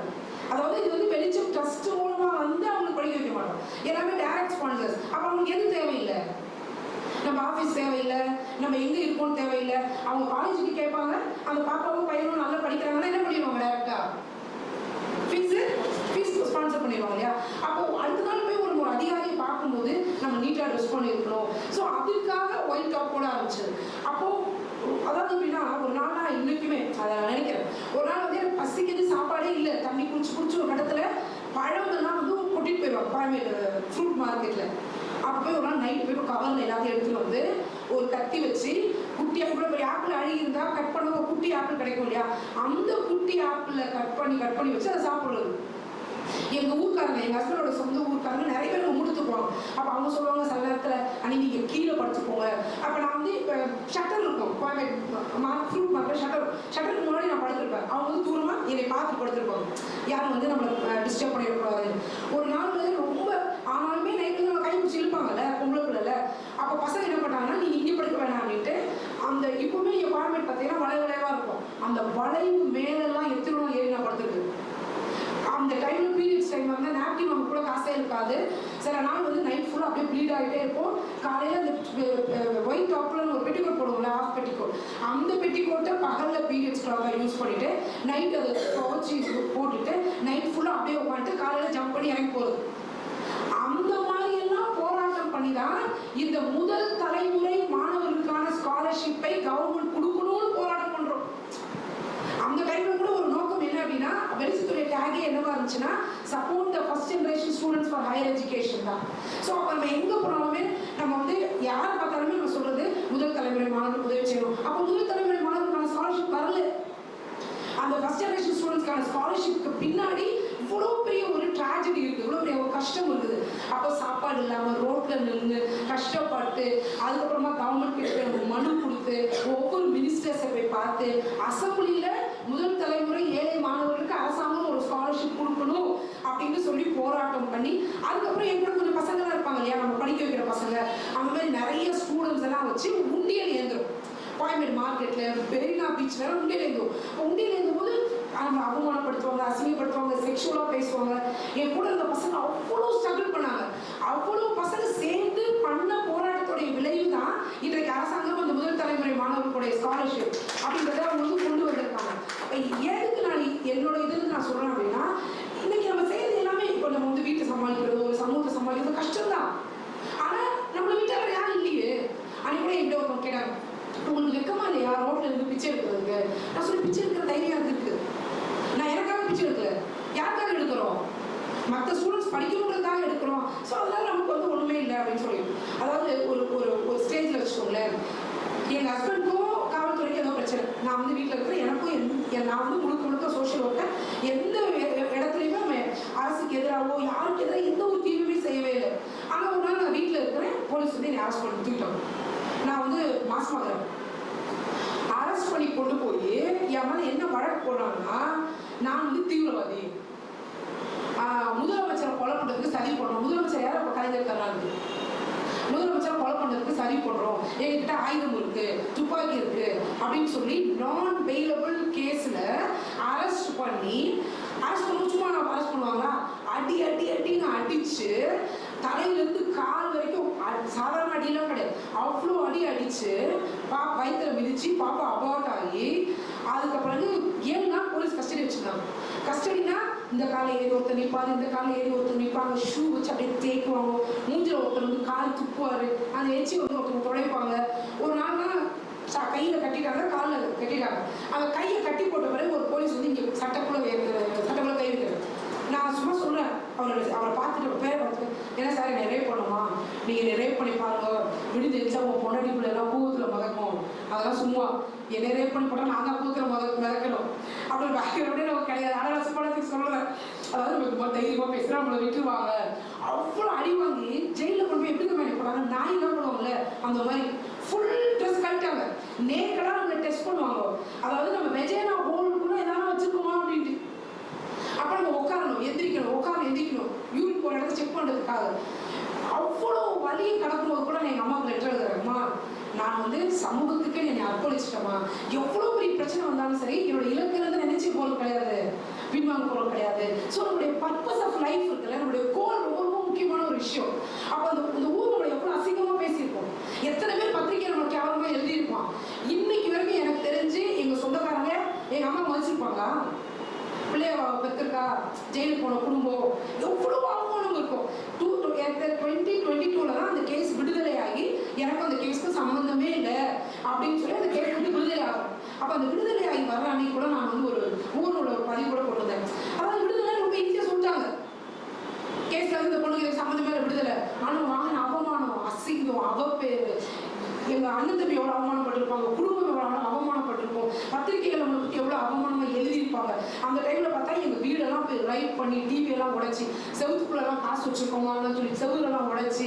ஸோ ஒட்டுமொத்த இந்த சமூகத்தில் அவமானப்படுத்தப்பட்ட அசிங்கப்படுத்தப்பட்ட நான் தான் இன்னைக்கு இருக்கிறேன். நான் எதுக்கு நான் சொல்ல வரேன் அப்படின்னா, அவ்வளோ ஈஸியாக நம்ம மேலே வர முடியாது. அவ்வளோ ஈஸியாக நம்ம வந்தால் நமக்கு பின்னாடி அவ்வளோ பெரிய நம்மளை இருக்கிறது சொல்கிறேன், நம்ம புல் பண்ணி இருக்கிறதுக்கு நம்ம பின்னாடி அவ்வளோ விஷயம் இருக்கும். அதாவது எத்தனையோ மேடைகளில் கொஸ்டின் கேட்பாங்க தெரியுமா, நம்மகிட்ட கொஸ்டின் கேட்கும்போது சொல்லுவாங்க, மேம் நீங்கள் வந்து உங்கள் ஹஸ்பண்ட் விட்டுட்டு வந்துட்டீங்க, அப்போனா நீங்கள் வந்து ஆம்பளைங்களே இல்லாமல் இருக்க மாட்டீங்களா, இப்படிலாம் டேரக்ட் கொஸ்டின்ஸ் கேட்பாங்க.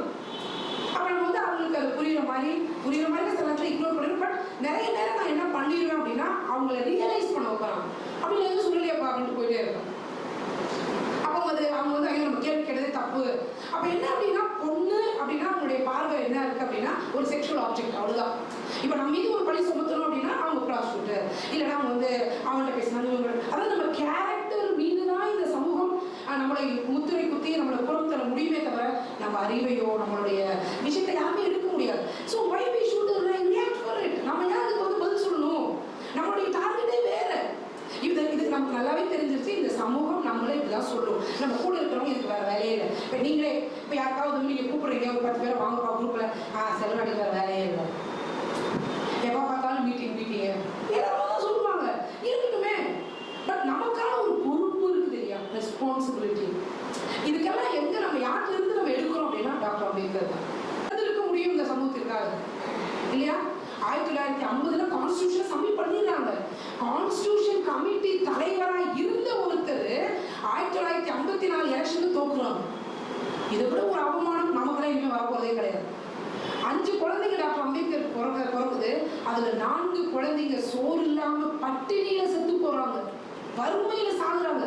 இதுதான் இந்தியாவுடைய அரசியலமைப்பு சட்டம் எழுதின மாமேதையுடைய ஃபேமிலி ஸ்டோரி.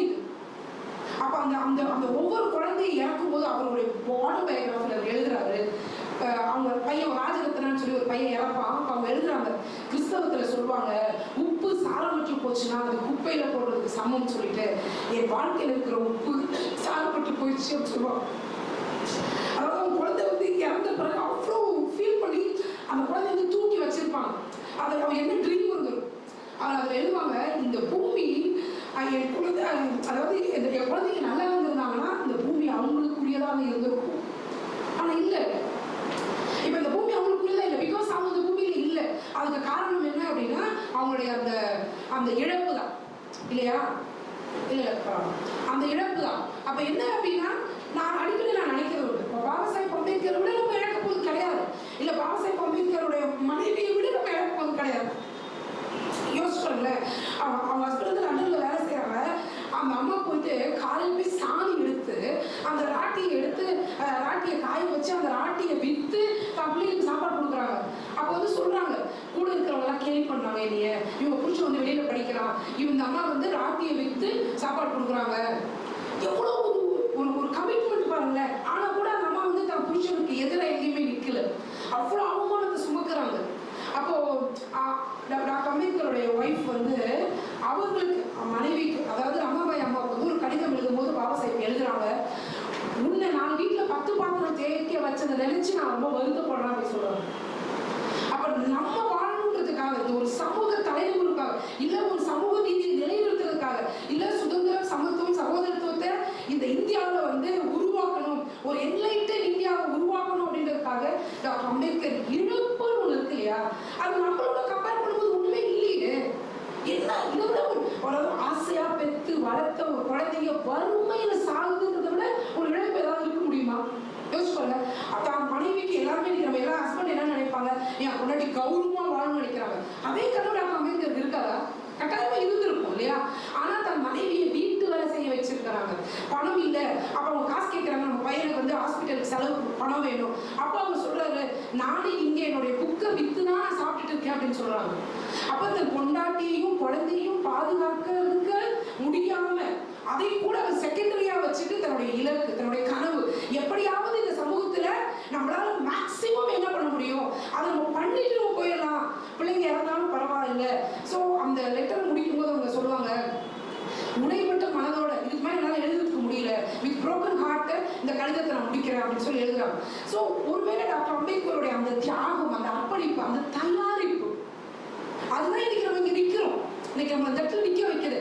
ஆனா ஒருவேளை நான் எப்பவுமே சொல்லுவேன், நம்ம வீட்டில் யாராவது இறந்து போயிட்டாங்கன்னா அந்த ஆன்மா நம்ம கூட இருக்குன்னு சொல்லுவாங்கல்ல, உங்க அப்பா சாவலப்பா அவங்க கூட இருக்காங்க.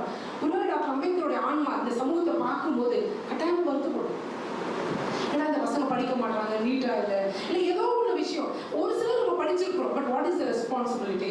நம்ம வந்து அதை கட்டாயமா திருப்பி இந்த சமூகத்துக்கு நம்ம செலுத்த வேண்டிய கடமை இருக்கு, கட்டாயம் இருக்கு, அவங்களுக்கு உருவாக்க வேண்டிய பொறுப்பு இருக்கு. அதுக்கு நமக்கு தேவை ஒரு குட்டி குரூப். இப்ப 3 பேர் இருப்பாங்க, லீடர்ஸ், கேடர்ஸ், மக்கள். மக்கள் நம்ம கூட்டா வர மாட்டாங்க, ஆனா கேடர்ஸ் வந்துருவாங்க. அவங்கள்ட்ட புரிய வைக்கிற மாதிரி நம்ம புரிய வைக்கிறோம். அதுக்கு பிறகு இங்க இருக்கிற ஒவ்வொருத்தரும் தலைவர்களாக உருவாகணும். அதுதான் நம்மளுடைய அடுத்த கட்ட டார்கெட். ஸோ தாய் சாவித்திரிபாய் பெண்கள் அமைப்பை நம்ம உருவாக்குறதுக்கு காரணமே என்ன அப்படின்னா, திட்டமிட்டு இந்திய அரசாங்கம் அவங்க பேரை யார்கிட்ட கொண்டு போய் சேர்க்கல, மக்கள்கிட்ட கொண்டு போய் சேர்க்கவே இல்லை.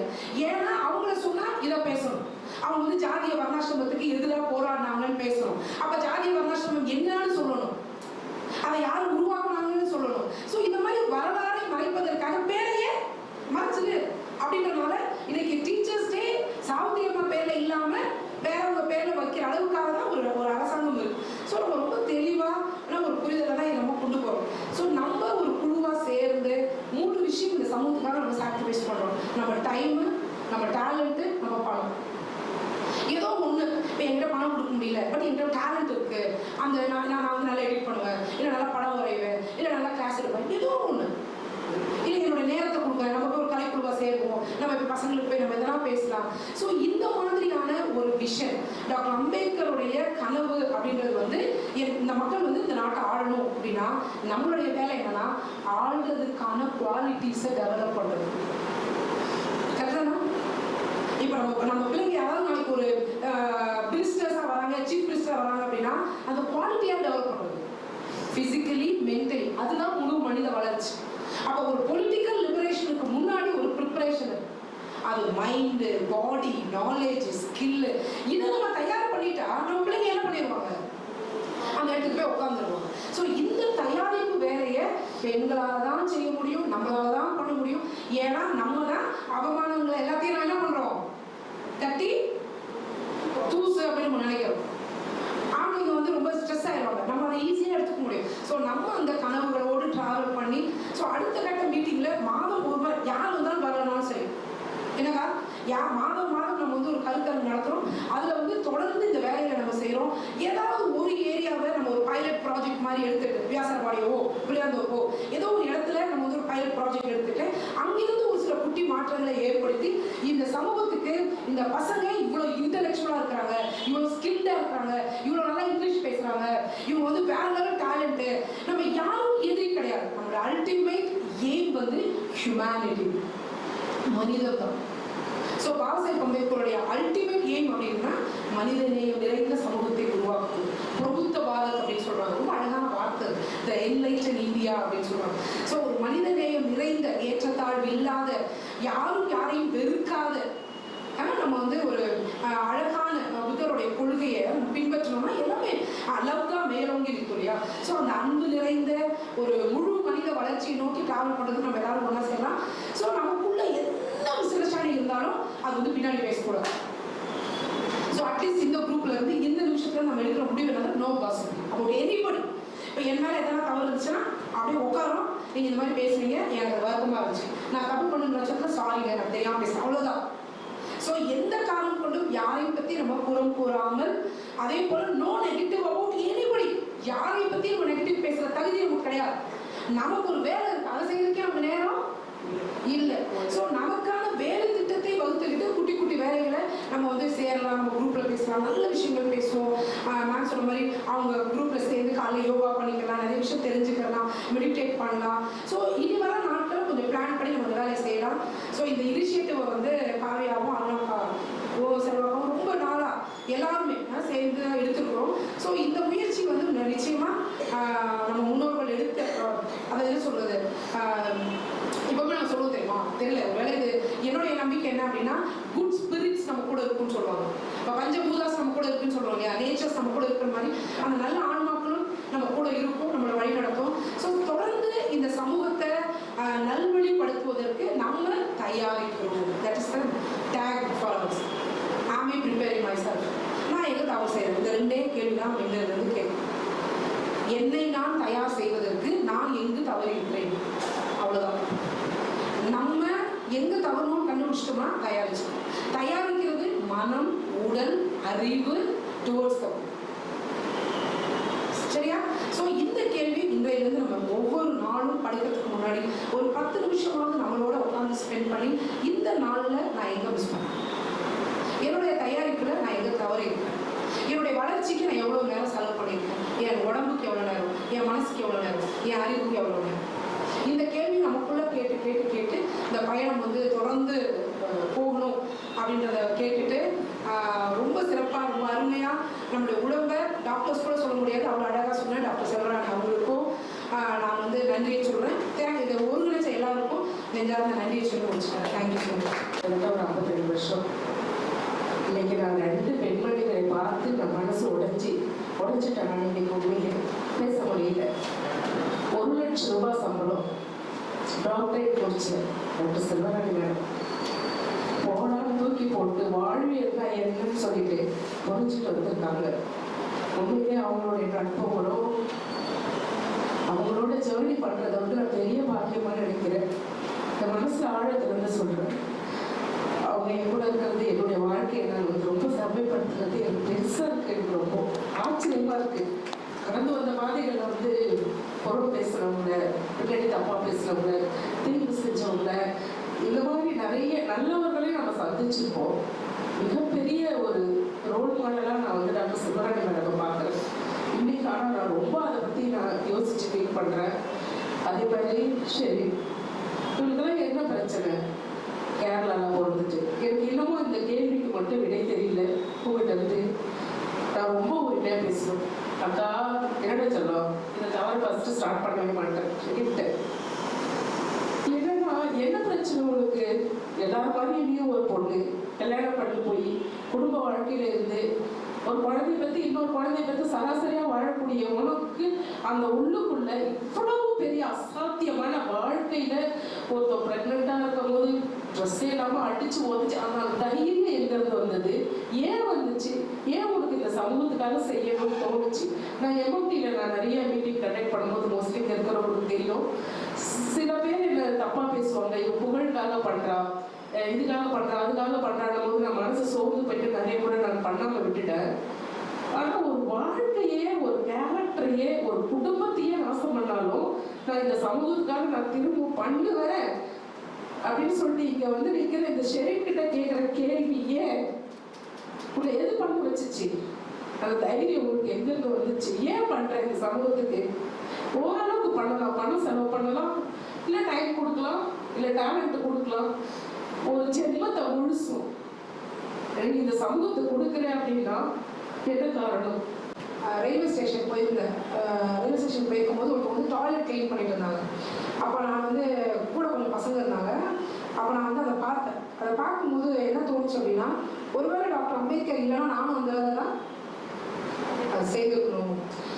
ஸோ என் பையன்கிட்ட கூட நான் சொல்லுவேன், இன்னைக்கு என் கையில் வந்து ஒரு மலை ஸ்மெல், டாய்லெட் ஸ்மெல் வராமல் இருக்கிறதுக்கு காரணம் டாக்டர் அம்பேத்கர் எழுதுகிற சட்டம்.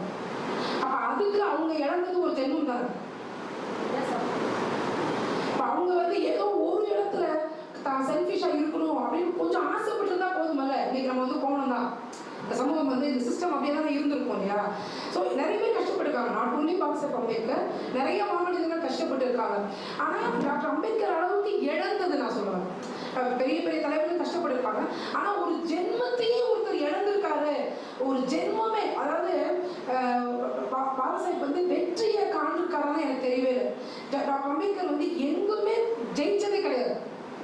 எந்த எலெக்ஷன் இருந்து ஜெயிக்கல, ஒரு பெரிய வெற்றியை கொண்டாடுறது கிடையாது, எதுவுமே செய்யல. ஆனா அவர் சொல்றாரு, let's celebrate every moment of our life. இவ்வளவு பெரிய வார்த்தை. ஜெயிச்சவங்க தானே சொல்லுவாங்க அதை, நம்ம வந்து ஒரு வாழ்க்கையை செலிப்ரேட் பண்ணணும்னு. ஆனா வாழ்நாள் முழுக்க அவமானத்தையும் தோல்வியையும் அசிங்கத்தையும் எதிர்ப்பையும் சந்திச்ச பாபாசாஹிப் அம்பேத்கர் சொல்றாங்க, let's celebrate every moment of our life.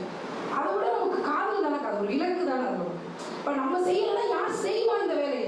இப்போ பாபாசாஹிப் குறித்து இவ்வளவு மக்களுக்கு புரியுற மொழியில நம்ம செய்யலை, நம்ம யார் செய்வா? ஸோ அந்த கமிட்மெண்ட் தான், வேற ஒன்று.